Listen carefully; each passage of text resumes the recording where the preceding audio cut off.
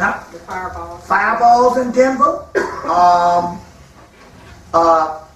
Fireballs in these fireballs that they're seeing these strange things in Indiana, in Indianapolis, Indiana. And we're not even talking about the famous black water. Now, so the famous black water, which is very key. We'll get into that in a few minutes. We'll get into that in a few minutes. But to deal with a lot of other things. The famous black water, this is a book called Occult 2000. The black water showed up. Well, they announced it showing up March the 22nd of this past year. They announced that they got this mysterious black water off the coast of Florida that no marine life can survive in it. And this thing is about 700 miles long. Well, I told the people about this in Cleveland when I was in Cleveland about a month and a half ago, and the people in Cleveland, oh hell, we got it out here in Cleveland. They got this black water out in Cleveland. You see. Then they gonna come and say they had some oil spill 2 couple of days ago. I wonder, because this black water, they're saying it's in the Chicago River. And one of the sisters out in California said, man, it's all over the world. It's all over the world. This mysterious black water. We're gonna trace it and try to go into what it really is. So now it's not. See, this thing now is going beyond you making up stuff. Or, man, that's some crazy shit you talking about when the news is talking about it. You see what I'm saying? Like, take for instance, here's one. August the 5th, 2000. Born in the USA. This is one with your boy on there, Bruce Springsteen, Time magazine. But yet, in here, let me get this thing. In this particular part, it's an answer to what I was asking this particular question all over the United States. It says a long way home. Then it says, Chicago is raising its crime-infested towers, which is projects, to resettle the poor.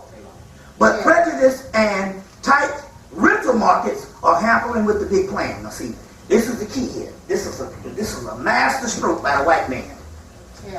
First of all, this is 2002. They've been closed down all them projects in Chicago since 1994, 1995. But see, when you, just like Atlanta, Georgia, there are no more projects. Close them all down. Same in Baltimore. Same in Baltimore. Same in Columbia, South Carolina. When I went to Atlantic City, what little projects they had coming. When I went to Newark, they was telling me about a big old project. They said, yeah, well, the people. New York too. They said, well, they blew when I was there back in '97, they said, well, the people all went downtown one day, went to shop, you know, that boogie stuff, on Saturday. When they got back home, their apartments was padlocked. And they said, well, where did the people go? They go, I don't know. We never saw them again. Now, when I was in Trenton, they said, yeah, they closed down the projects here. Somebody said, oh, well, they built townhouses and they got the people in townhouses. One sister said, well, I used to live in those projects, and I know all the people in the projects. She said, I got out 4 years ago. I'm in the townhouse not because of the projects, but ain't none of the people that I knew in the projects are in those townhouses. But see, all they have to do is give you the excuse. When people start asking the question, where are the people? Then this magazine, some bourgeoisie Negro will say, no, I read it in Time magazine. They replaced them or they resettled them. But my point here is, look at the time. This is this summer. This is August the 5th. They resettled those people back in 95, 96, 97, but nobody knows where they are. But the key is, here it goes again, they will take 50 people and you know, resettle them. And you think that the 50 people are all the people. The only thing they got to do in our mind is to justify things, is to just give you one explanation. So this magazine article stands as the explanation that you need.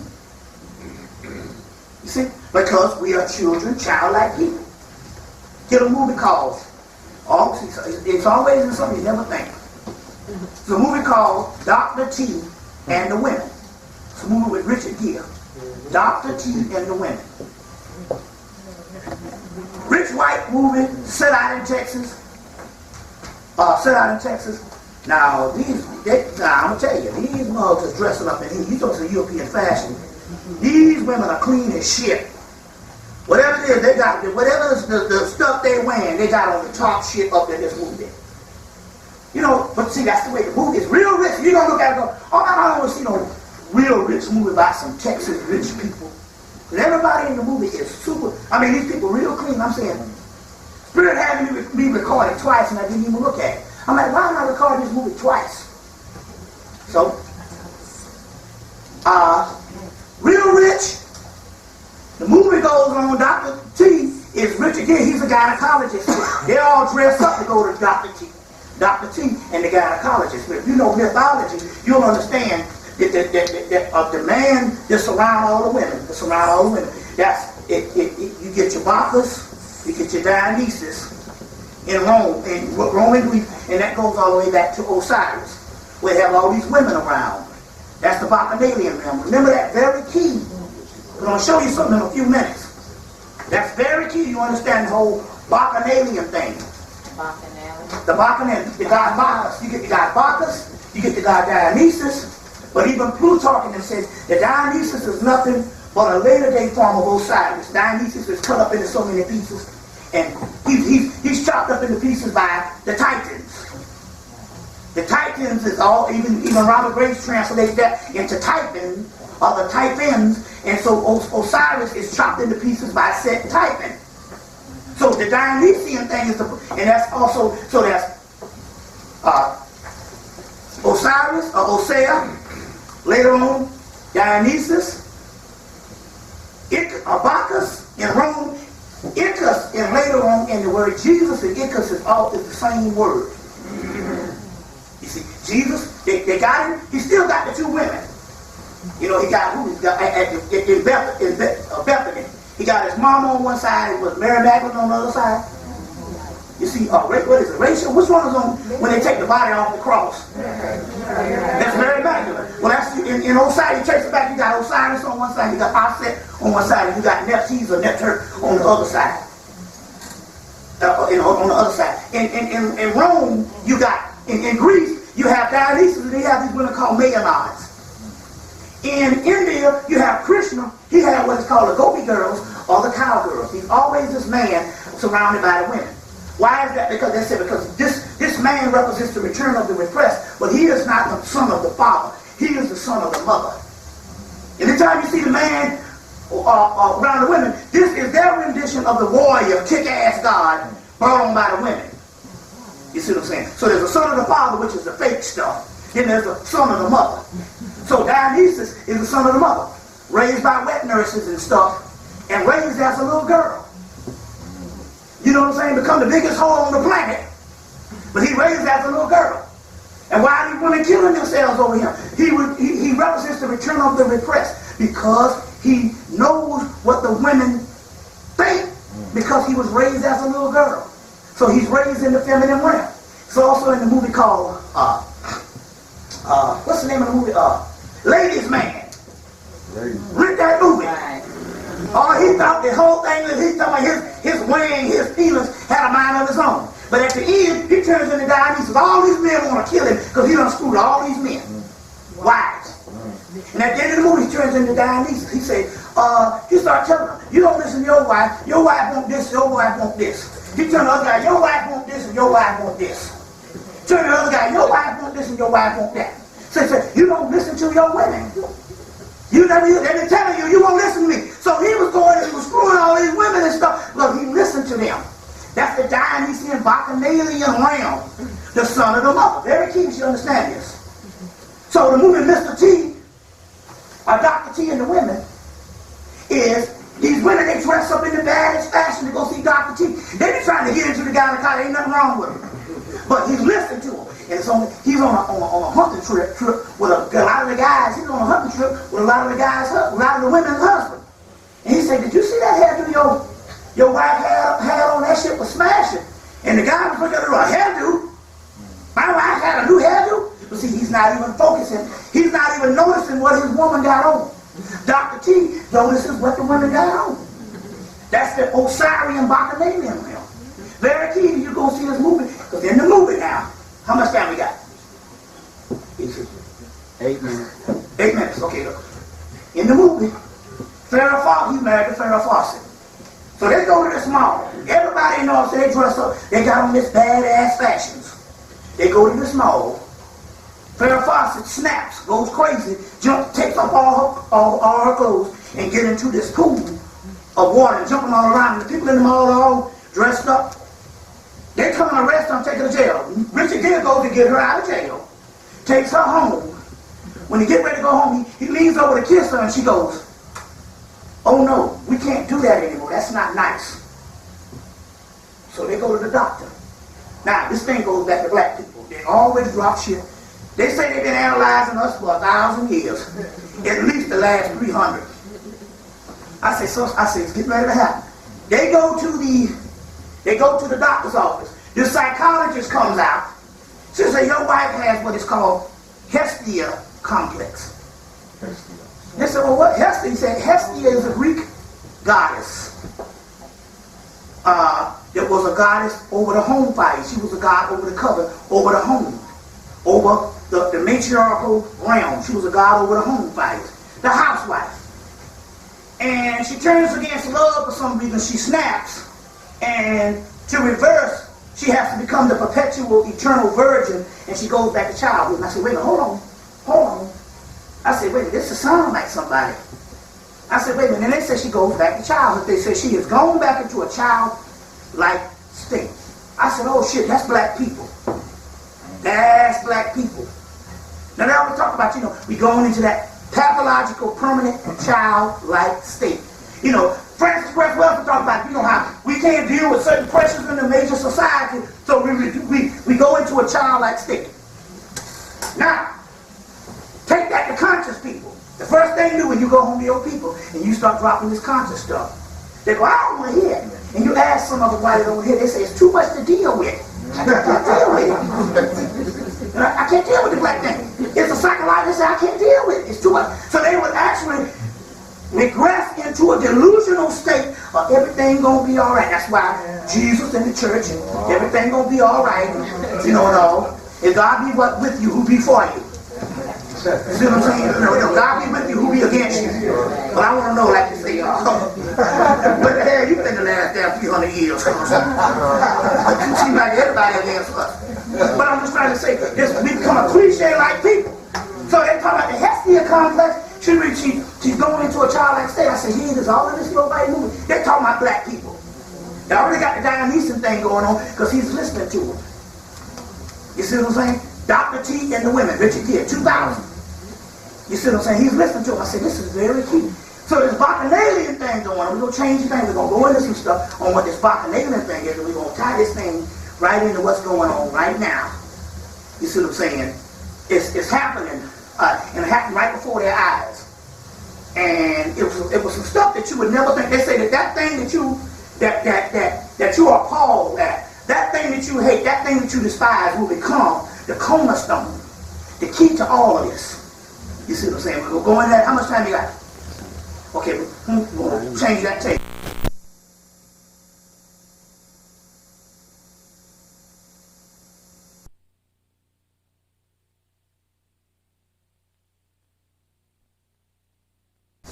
This shit.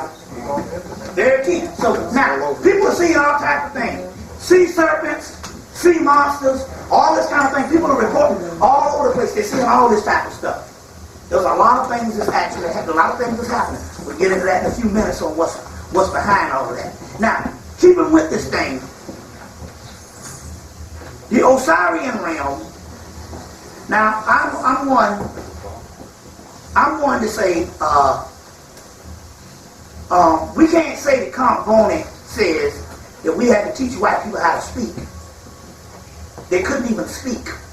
Now, the Hermetic proprietor of the British Museum, they said it was grumbling. They couldn't even speak. They couldn't even talk. So I'm not going to sit up here and we know that they didn't speak and say that they developed the Greek language.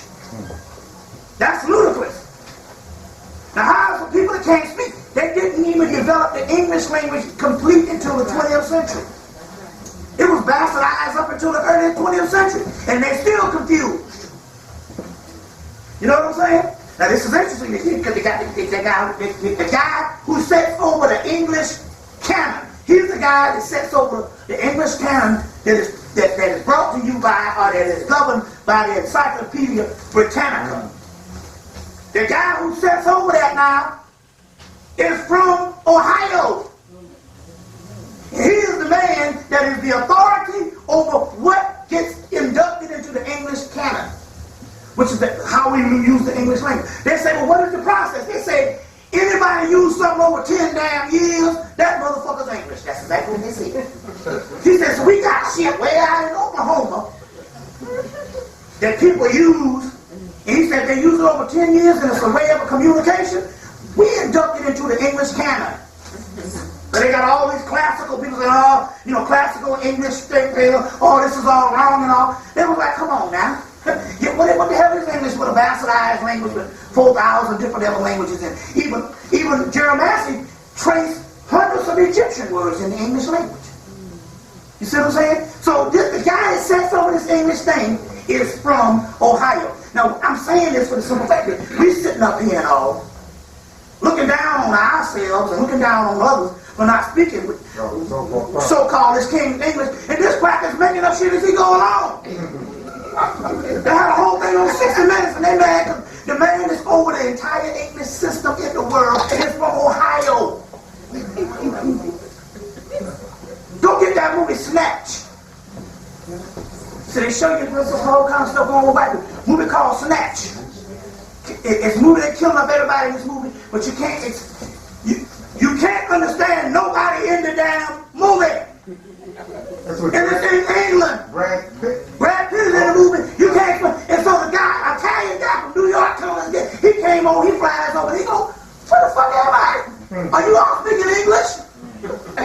They got all kind of chutney. They got the pikers. You can't even understand it. You can't understand nobody in the damn movie. You gotta watch it twice.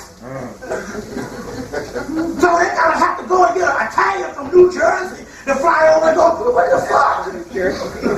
Is this Britain? Is this England? Because I can't understand nobody. You're speaking English.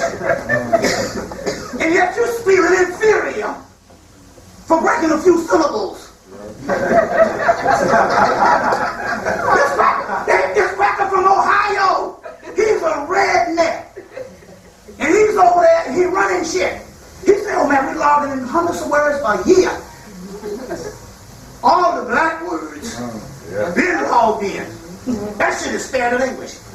They out in Midwest now. They out in the Midwest now. They out in Denver somewhere getting all kind of shit that they got to use for cheeseburgers. You know, the black shit ain't in whatever we start saying that we got from the Southern whites. Being in the damn English canon. In the Encyclopedia Britannica. See what I'm saying? Now, so going back, we know that the Greek language, like Dr. John Henry Clark said, that's one of the most beautiful languages on the planet. You ever hear the Greek names? The Greek names quietly sound better than the Egyptian names. Egyptian got some other little names, some of that stuff. The Greek names sound great, because that's a black language. It's all in Robert Graves' book, The White God. It's in his book where he starts tracing this stuff back. And that stuff goes back to pre-dynastic Egyptians. The pre-dynastic Egyptians left at such an early age until they went up into Phoenicia, Etruscan, Etruria, all that stuff. But so my point here is, going back, I say that because Greek mythology, and people like Charles Smith say, we threw the baby out with the bathwater. Now we understand. Now we're not talking Greek philosophy. We know that that's plagiarized. We know the whole deal. But we're talking about the early stuff. Hesiod's theogony, Ovid's metamorphosis, all that stuff. The Iliad and Odyssey that we thought was homo, that's all black shit. That's Etruscan, Tyrrhenian, Etrurian, Phoenician. And they said all of it is traced back to pre-dynastic Typhonian Egyptians. Now, going back to that particular stuff, the whole, even the Dionysian thing The Greeks say that we didn't get this from mainland Greece. We got it from the Minoans, what was a feminine cult who worshipped the sacred bull, and the sacred bull being the sacred bull of Osiris. So we're talking about an Osirian figure. Now, what am I talking about here? The Dionysian thing is talking about the return of the repressed, which means that through Dionysus, of the Bacchanalian realm, your creativity, and the more and more you get outside, you get out of the taboos of what layers of patriarchal culture put on you. You can't do this. You can't wear this. You can't do this. You can't write this way. It is not prudent to do this. Once you get out of all these layers of what the society is talking about and become free, that's what is the Bacchanalian aspect. And it's called a return of the repressed. Now, don't skate on it and say it's some bullshit, because let me explain what's going on here. They, in Walter F. Otto's book, he said, well, if we're talking about an Osirian realm of creativity, that's where all your theater arts, all that stuff comes from the Osirian stuff. They got a whole papyrus called the Rites of Eleusis, and they got the Rites of Eleusis. It came out of all the materials that they got out of the Library of Alexandria. They got this Greek plate. It's supposed to be a Greek plate, but all of the characters is Osiris, Isis, Anubis, Tahuti, or Thoth. You know, it's the Greek words. Thoth, Amun Ra, like them. So you got this Greek plate called the Rites of Eleusis, where all of the players in the plate that puts on the plate is Egyptian. Which is showing you, the reason why they don't talk about it, because they're showing you the arts, they're showing you the actual documents where half their theatrical stuff comes from. Out of when they pillaged the Library of Alexandria, once they put all that stuff in the temples. So they got this particular play called the Rites of Eleusis. I'm still with you. Aleister Crowley and them, the Golden Dawn Society and them in the late 1800s, bought some of this papyruses. And they translated it from Latin into English of this Rites of Eleusis that they got from Greece. So, it's this play.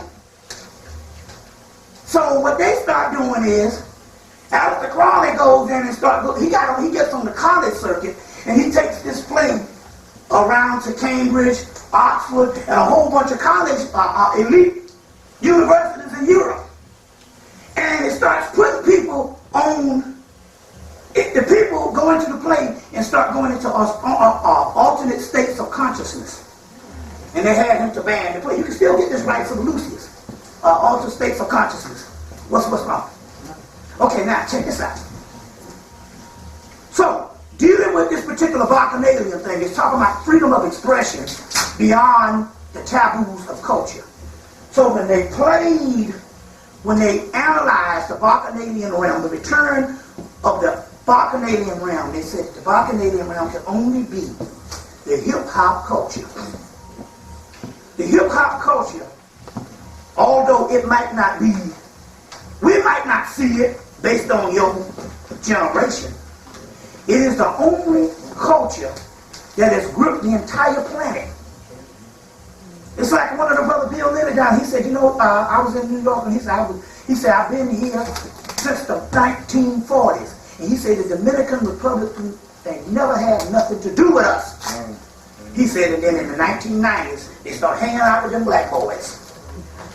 Why? Because that hip-hop, you see what I'm saying, is international. Universal. Whereas they got Ethiopians coming over now telling us these stories like the Ethiopian guy, but they're hip-hoppers now. You know, Ethiopians kept to themselves. That shit. You know, Ethiopians don't even talk to other Africans. Now all of a sudden, but they coming over now, they're hip-hoppers. Everybody into hip-hop. Get a movie called White Boys. White Boys. Independent film called White Boys. White Boys following rap in Oregon. And they go in and but they think that the rap, they think that what the video is how black people live. Guy said, man, when I get out of high school, I'm moving to Cabrini Green. He said, I don't know. He said, hell with you going to college. I'm going to Cabrini Green. And there's another black guy, he into the hip hop, but he in Oregon, but he got a realism. He like, man, shit. Man, I'm about to start college college in about a few weeks, and y'all talking some crazy stuff.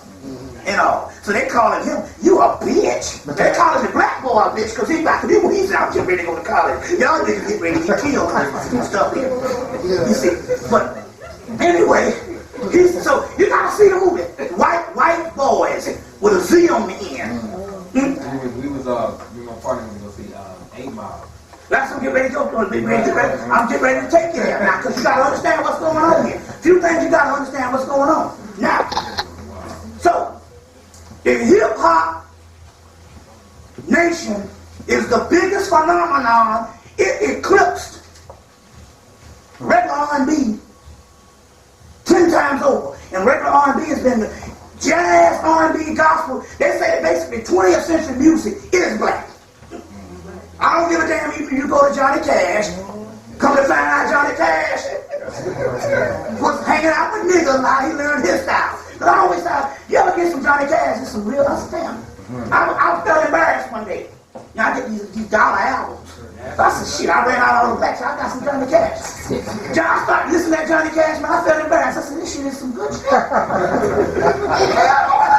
Then I read the story of Johnny Cash, but Johnny Cash is basically usurped the blues.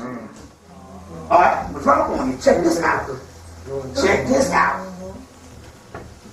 In American history, you only got 2 designers that's the major designers that would be on the world scale, like the ones in Paris and Milan.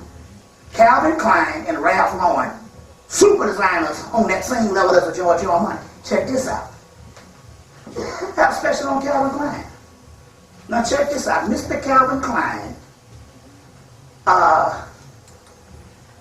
within the business, he was working for some retail, some store. He was designing clothes for some group downtown. Him and his boy got together and said, we're going to start our own design firm. They couldn't make no money at first. But Ralph Lauren stuck with it. His boy said, well, I got to get paid.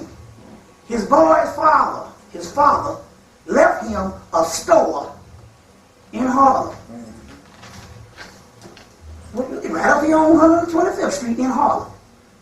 Selling the Negroes. Left his Ralph Lauren partner. The boy left the design firm, came up here to Harlem, started getting paid. Came back, gave Ralph Lauren $12,000 to start his line. And the rest is history. Ralph Lauren became one of the biggest designers in history that would later on design the designer jeans and say, my jeans are not made for the black woman. He had his money to start his empire, which they say is worth multi-millions. Started from black people in Harlem. Now, ain't that something? Now, going right along. Okay. Now, so, the hip-hop industry that they tried to vilify, because, you know, this thing started out now. You got to, now, everything is always everything. Give you an example. You just got to think. Everybody can do it. Think back to 1984. What happened in 1984? Well, there's a lot of stuff happened. Think back to 1974. See, what happens here is we have a 3-year attention span, and what we start doing in America, just postmodern culture, period, we start deleting our files. So therefore, and this is a postmodern society in America, popcorn culture, Instamatic, in this particular so-called, they call technological society. You basically dump loads of history just to regurgitate or just to process the new information coming on. Now, the information can be complete garbage, but the mind takes it on just like you take on regular knowledge. Anyway, in so many words, we got a 3-year attention span. Now, let's go back and we'll show you how things go. You go back to 1979, you had Sugar Hill, the King Tim III with Fatback Band came out a couple of months. A couple of months later, you had the Sugar Hill Gang come out with the whole rap thing. From 1979 to 1983-84, rap was still a fad. And it was Run DMC that came in 1984 and went triple platinum, that catapulted rap into what it is now. Before it was a fad, but in 1984, it outsold Stevie Wonder and everybody. So, but it was Run DMC was the one. You see where I'm coming here? Now, they go and they study this. They say, well, damn, it was Run DMC that catapulted this thing to triple platinum status. One of the boys was a Christian. The other boys lost his voice. But the man behind the music is still in the damn studio. Walk in the studio, kill him on sight. See what I'm saying? Roger Troutman and Zapp did the Roger Troutman and Zapp thing. Was working with Tupac, was still in the studio, was producing these guys, people was gravitating towards him. He go get killed right in the studio in 1999. You see what I'm saying? So there is a trend and there's a pattern to this whole bacchanalian thing.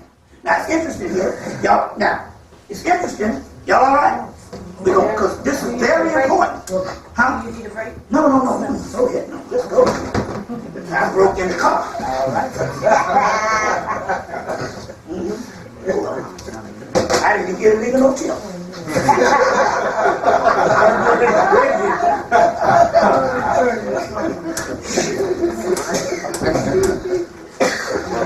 I'm going to see you. There's a book out called Sister Olivia got this. The Covert War Against Rock. Against rock. And they go through all of these people, Jimi Hendrix, Tupac Shakur, Michael Hutchins, Brian Jones, Jimi Hendrix, Van Morrison, Bob Marley, Peter Tosh, John Lennon, Notorious B.I.G. Notorious B. It's a book. It's dealing with the same thing. Now, it's by Alex Constantine. Oh, okay, right. Alex Constantine. It's called The Covert War Against Rock. And what you don't know of the death, what you don't know about the deaths of, and it going all at once. Now, the point I'm trying to make here is this. They found out that despite all the bad rap that rap was getting, and all the killings, and all the ignorant this, from gangster rap to this kind of rap to all this stuff, they found out that this is something that took the world. It was one of the few things that regular fashion became passé. Number one, they had to start doing just dress down Fridays in the corporate world. Because of the hip-hop culture was so much until now, a suit is alien. Right. And my mama said that a long time ago. She said, I got a lot of friends complaining about what them brothers and sisters out there wearing. She said, but at least it ain't that goddamn monkey suit that the white man been doing. Said that about 15 years ago. He was a big time school teacher. You see what I'm saying? She said, so that's their own thing. But my point here is, the culture was so big.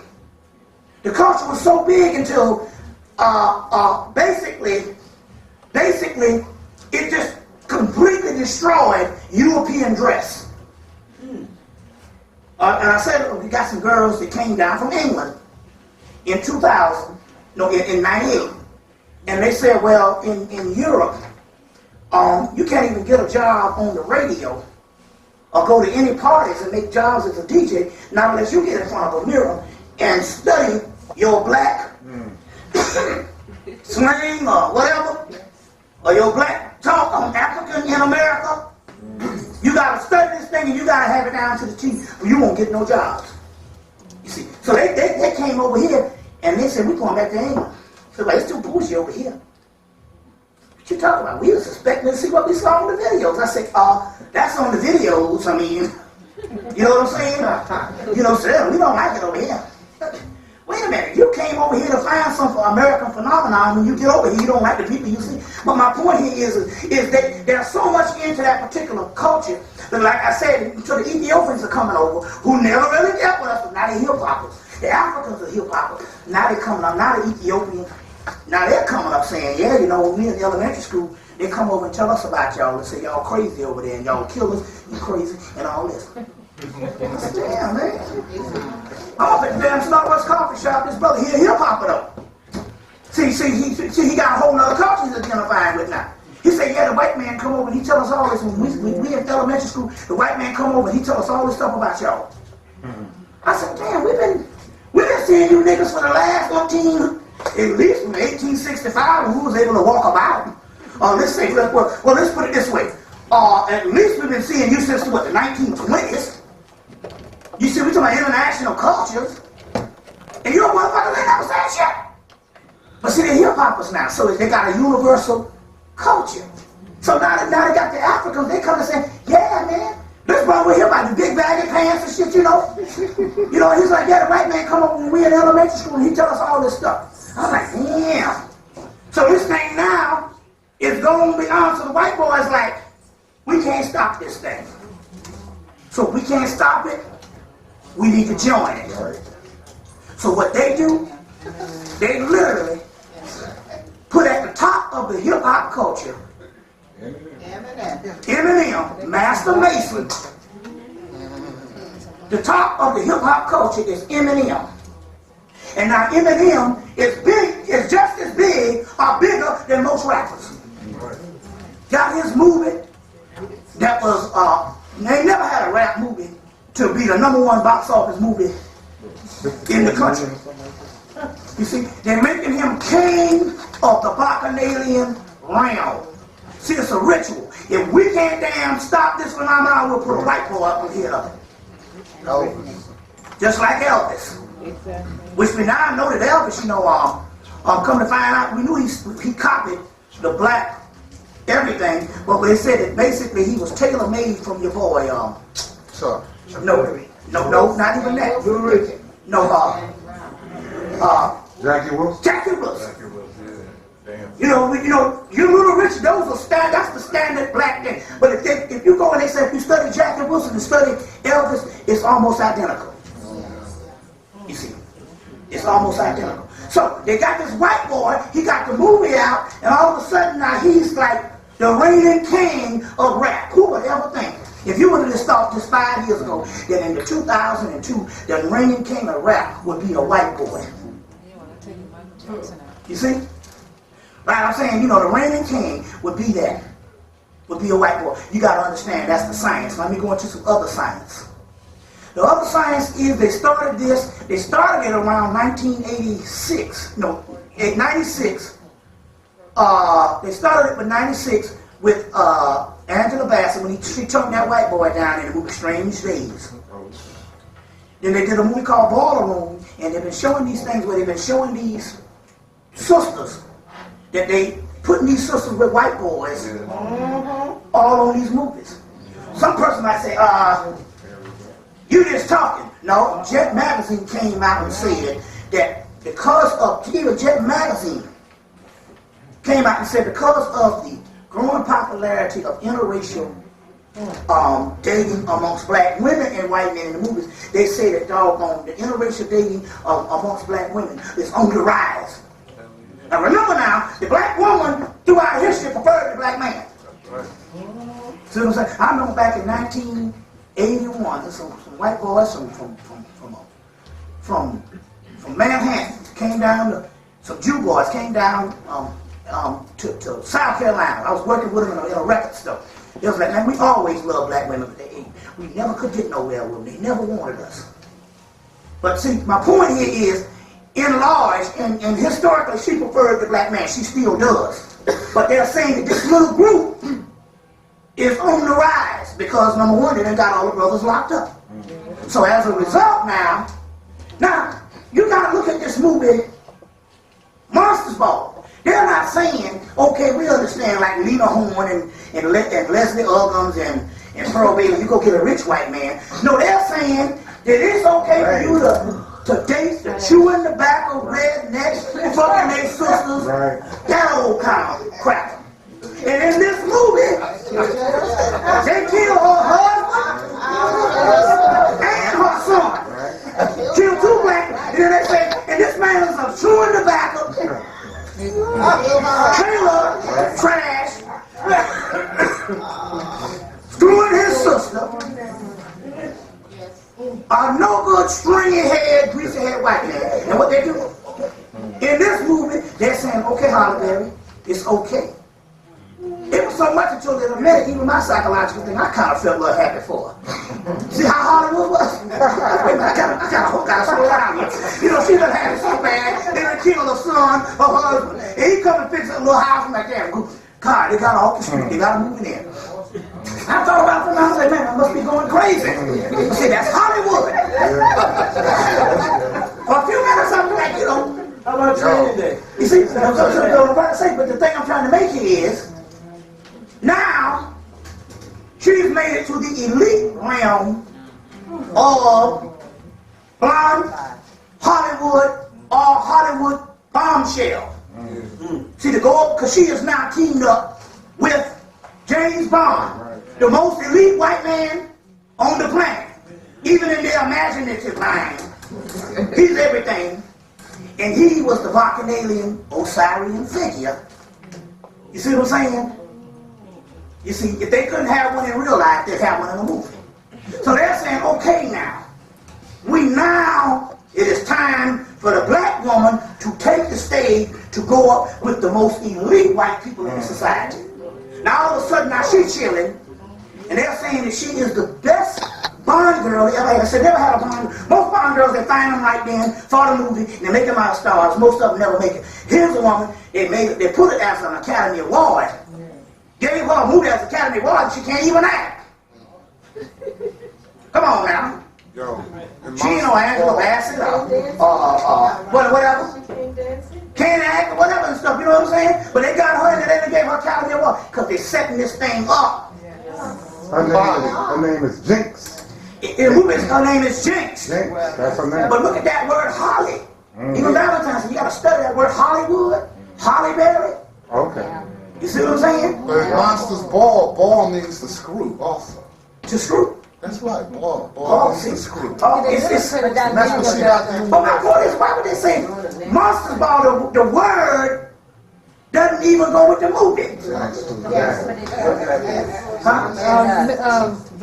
Reverend Valentine said that was a remake of a German movie, and in the German version, she finds out that, she kills him because she finds, when they screw and everything, that there's some kind of a patch or a tattoo or something. And this is a sign that he killed her husband. So she's blown away by all this. She kills him.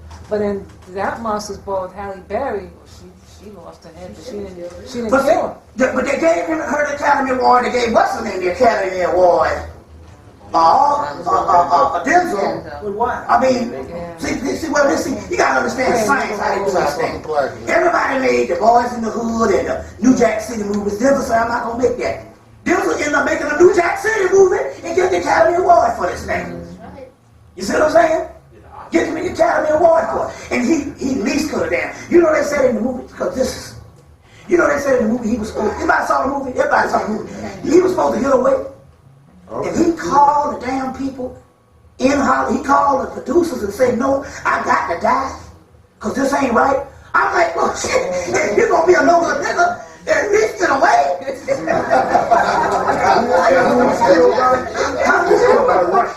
By the Russians, yeah. He asked to die. He was supposed to take the white boy, get him in there, turn the white boy out, and get away. Training day. Then he begged them. He got an Academy Award, yes. He called him up and begged them. Now, going on, now she is now setting the stage. They're saying, okay, it was all right for her to be with the redneck. Now we can say that she can be with our most elite British Anglican cracker. Full spectrum. Well, this boy over here is a Rudy Poop compared to the Anglican cracker. Eating his fish and chips and tea and shit. That's people running stuff. You gotta understand, this is a ritual going on. It's a ritual going down. Now, I'll give you a real life story. I'll give you a real story. Because I got a friend down in Atlanta. Came back in 99. He said, I said, you've been gone since 93. He said, yeah. He said, I got married to a psychologist. He said, he said, a psychologist. She a PhD. He said, I just got married to her about 2 or 3 years ago. He said, well, she was married to a white boy in a skull and bones. He said, and was married to a skull and bones. And she said he only wanted me to have my babies. Because, for me to have the babies, because they figure if they can't go into eternity, they want an offspring of whatever. Melanated offspring that can go into the future just in case. So now the thing is to find the most intellectual black woman.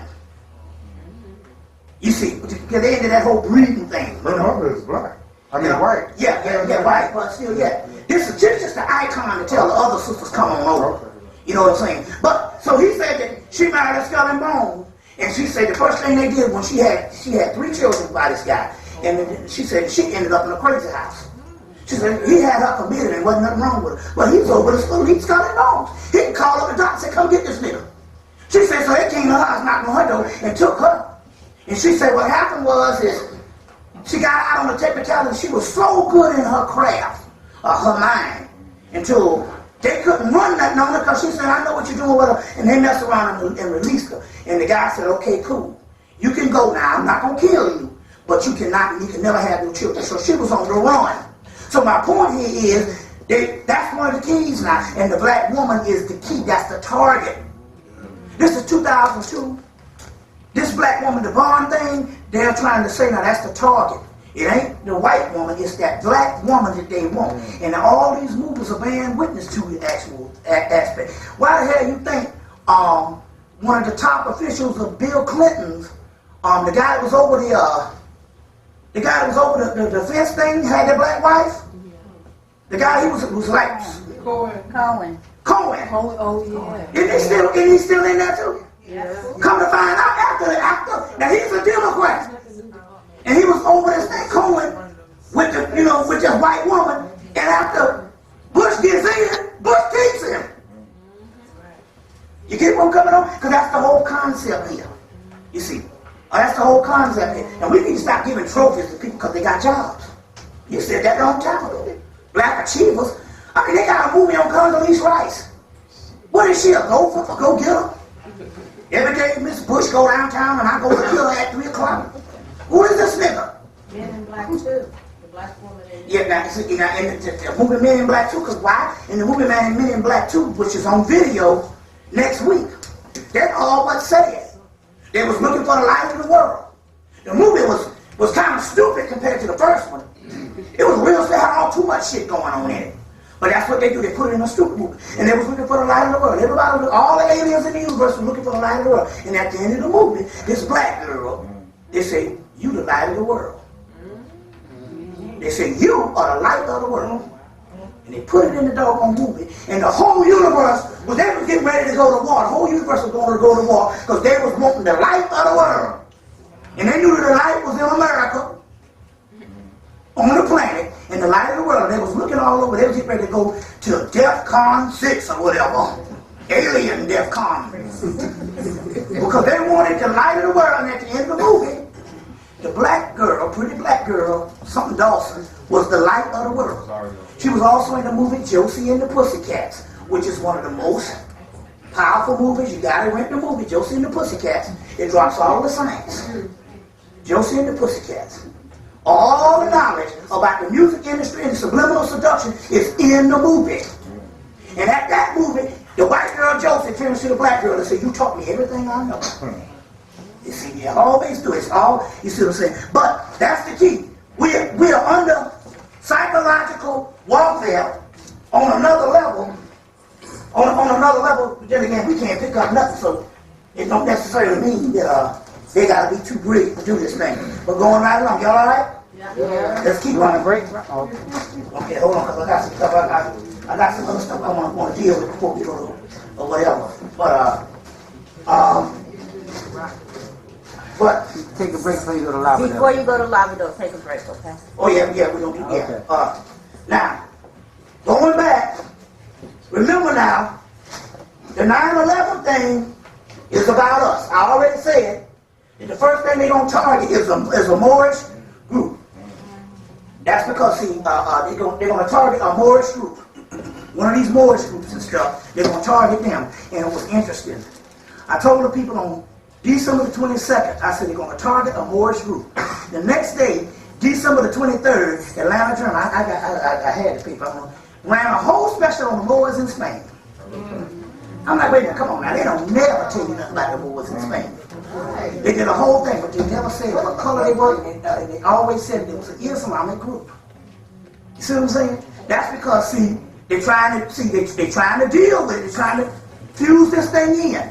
Because ultimately, it's about the subversive groups. That's the key. The whole key here is about subversive groups. Now, I'm going to show you something.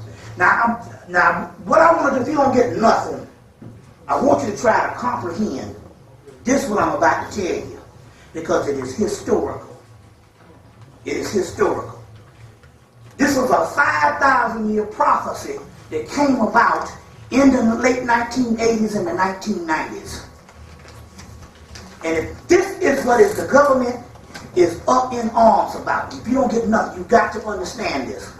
In the Hermetic text, which is the text translated, the Corpus Hermeticus, translated from Latin to English, they got the Latin version.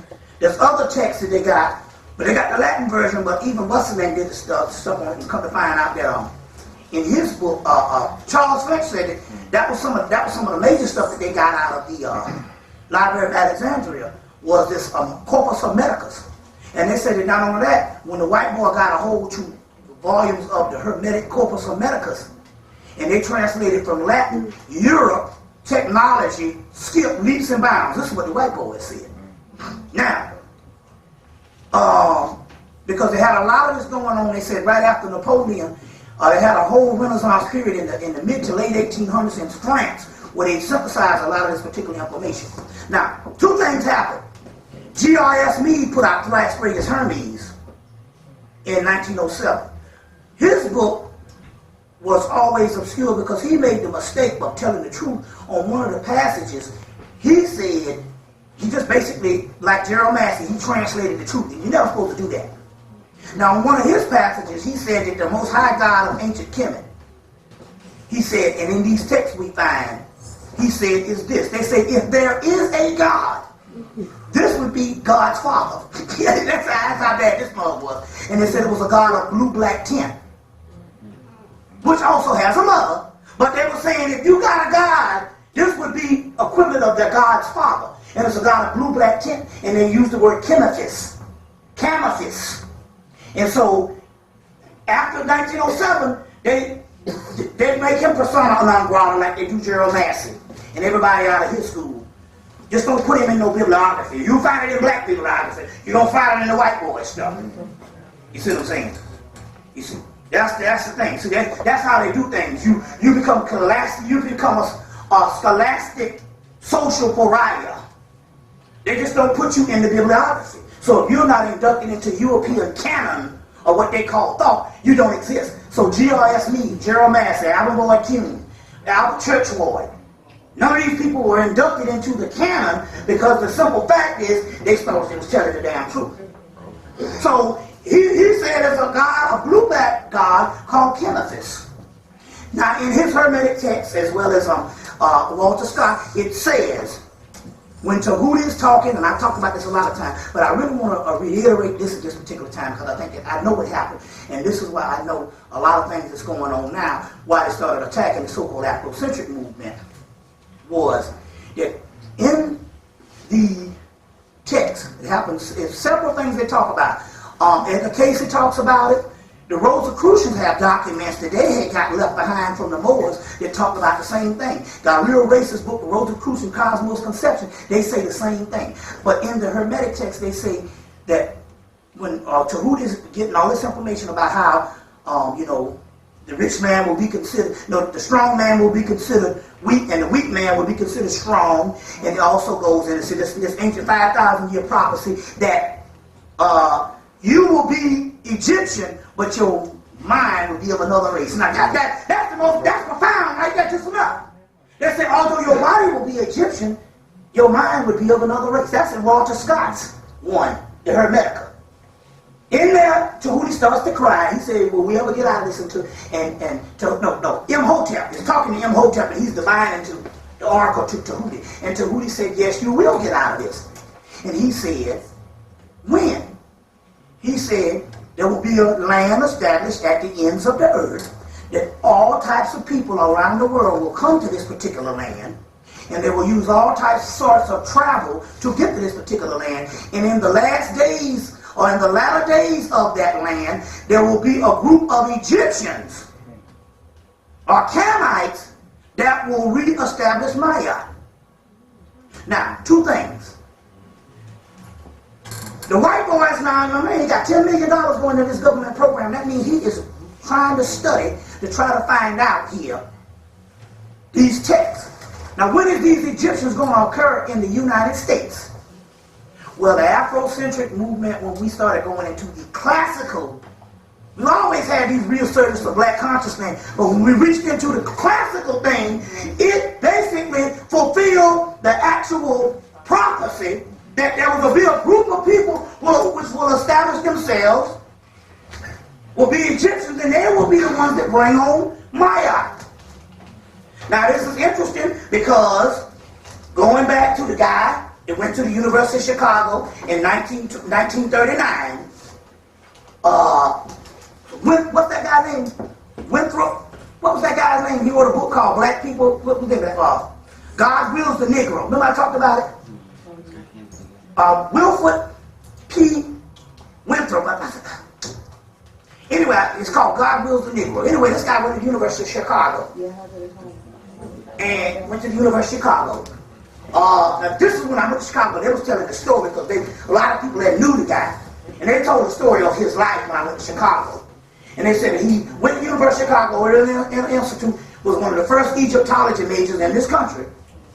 And he went and did studies, and he showed that the black people who migrated from Mississippi and all this type of stuff here, and was living in Chicago, he showed the statues, and he showed the pictures of the sisters in Chicago, and he proved that those particular ones were the Egyptians. But he goes into this story in the book on how those particular Egyptians or Canaanites was in West Africa after the Arabs invaded Kemet. In Kemet and stuff was very advanced. And he said two things. He said there was a jealousy amongst some of the ones from West Africa. This is what he was saying, that because these people were very advanced and they had a certain air about them. Then they said, when the scene shifted years later to the slave trade, a lot of the people, these people were basically homeless. They didn't really like them. And so basically those were a lot of the people that the African chiefs or whatever gave up to the slave masters, was these exiled Egyptians. And so so he's proven in there that we are those Canaanite people. Now he said, well obviously, now the people in Chicago said, well obviously he must have knew something. They couldn't laugh away because they came in and they confiscated all the books. Except a few remaining people in Chicago that he gave the books to before. They confiscated all the doggone books. Now, going back, here it is again, because the prophecy here is there will be a group of people that will reclaim their origins as the classical prototype. You see what I'm saying? That's what this whole movement was about. And that is the reason why it was under attack. You see what I'm saying? Now, going back to that particular part, now, what does this have to do with us? I'll explain to you. Now, the book The Zelator comes out in 2000. First of 2000, a book called The Zelator. And in there, the guy says, in the back of the book, in these notes, this guy who studied all this occult literature for years, and he died in 1997. But in 1997, his last thing before he died, he said, our only hope is for white folks in this so-called Masonic and all this stuff is we got to find some black Masonic group to latch on to save us, in so many words. Now, obviously ain't talking about no Prince Hall. Not got cornbread drinking calves, drinking liquor driving calves, stuff like that, no. Uncle Willie and them. They ain't talking about that. You see what I'm saying? Now, don't get me wrong, now, that's that. We know we're talking no Elks Club on, you know what I'm saying? You know, but they were talking about a group of people who sciences, in the historical aspect as well as this mystical aspect. They were talking about us. Now, I'll show you something. We're talking about us. That's interesting because in the internet group in 2000 said that the Africans in America are the heirs to the earth. Why would they say that? They say because those are the ones that are the ones that's learned of the ones. Based on this resurgence of information that came through. And remember the guy, Coakley said, the guy, Carol Quigley said, that's the guy who studied most of the material. You gave him some of that. Carol Quigley said, was like one of the scholars of this whole New World thing, said, our only hope, only thing can stop this white boy from rolling is the urban black person in America. Yeah, you're right. Right, urban black person in America. Now, let's show you what's going down. Now, we're going to bring this thing home. Because that's the projection. Then this thing started happening. Now, I'm going to show you what happened. I'm sitting there, I can't believe my ears. Brother named Ramesses Bay, Morris brother down in Atlanta, started doing readings in little 5 points. That's like your Greenwich Village part of Atlanta. Only it's like a street. It's like 8 times smaller, but it's like a street. But it's the Greenwich Village. That's where all the Bohemian type people go hang out, black and white and all. You know what I'm saying? Down in little 5 points. So he started doing readings in little 5 points. He opened up. He got on the fairs immediately. Now they got all kind of white people down there doing readings. You know, they got them on every block. You get a reading. All of a sudden, all the white people start going to Ramesses. Why? Because Ramesses was just black. I know Ramesses was just adding on shit. Sometimes Ramesses don't even know what the hell he talking about. Sometimes Ramesses don't even know what he on the damn planet. He don't know what he on the planet. But whatever Ramesses says, go. I said, man, you got him, man. He got on that fair. And then white people ask, oh, the hell is this little white woman with some old gypsy problem? This cracker from damn New Haven, Connecticut. I'm going to the black man. You see what I'm saying? So they was like, yeah, Ramesses, you know. So he became their personal guru. Alright. So Ramesses from the black conscious part of the computer set up shop. So the first thing I told him, I'm always incognito riding crackers. First thing he does, yeah, Bobby, oh yeah, so and so. He introduced me to two white boys. That's a part of Crawley's group. And I said, man, so I'm like, there's some dangerous stuff here. To be with these, you know. I say the thing, but I don't let white people know what I'm saying. You see what I'm saying? I got that from the Pepsi-Cola white man. That's the first rule in the book, The Occult Technology of Power. Our ability to exist is to exist anonymously. Anybody that's public is weak. Anybody who is in the public eye is the lesser, is vulnerable. So I'll be like, hi John, whatever. Me of all people. So I'm always incognito, and so the white boys gave me tons of stuff over the years. They would come back and say, wait, Bobby, we got something going. Well, give me all this material and stuff. One white boy go to England. They go and give someone to give him a plane ticket. He fly away and come and get some occult stuff, bring it back. They give it to me because they thinking I'm some kind of Charlie. You know what I'm saying?